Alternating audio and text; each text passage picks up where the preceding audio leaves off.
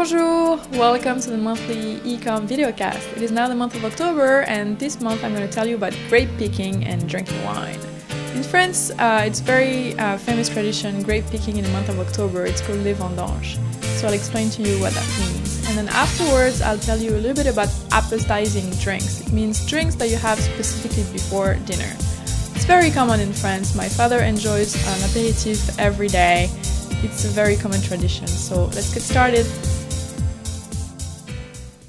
Alors, pour le coin saisonnier, pour le mois d'octobre, je vais vous parler des vendanges. Les vendanges, ça désigne la récolte du raisin pour la production de vin. On ne parle jamais des vendanges quand il s'agit du raisin de table. On dit toujours les vendanges, on ne dit jamais la vendange, c'est un mot pluriel, donc les vendanges.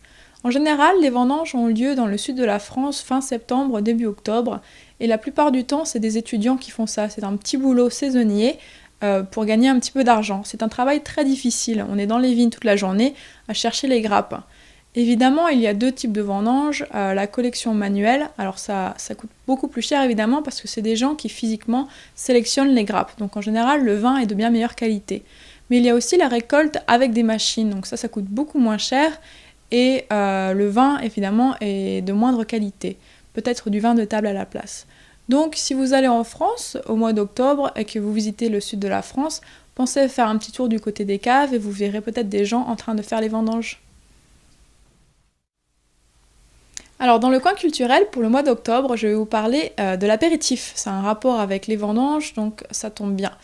Pour l'apéritif, en général, on dit prendre l'apéro. C'est une boisson qu'on prend avant le repas pour s'ouvrir l'appétit.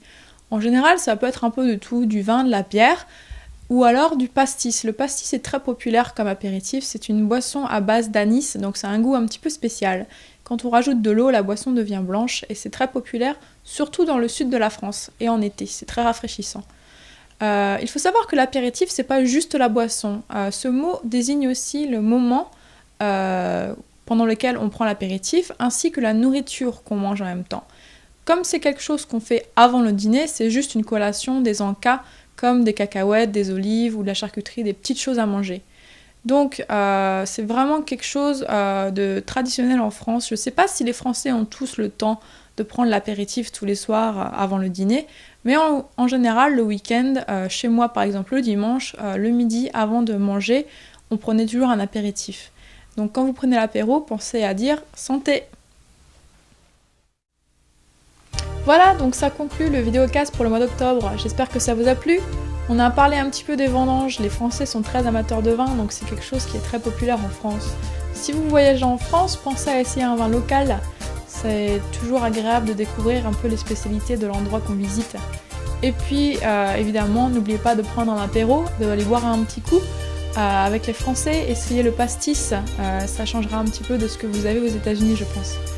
Donc il ne me reste plus qu'à vous souhaiter bon courage pour vos études de français et à vous dire à la fois prochaine. Au revoir!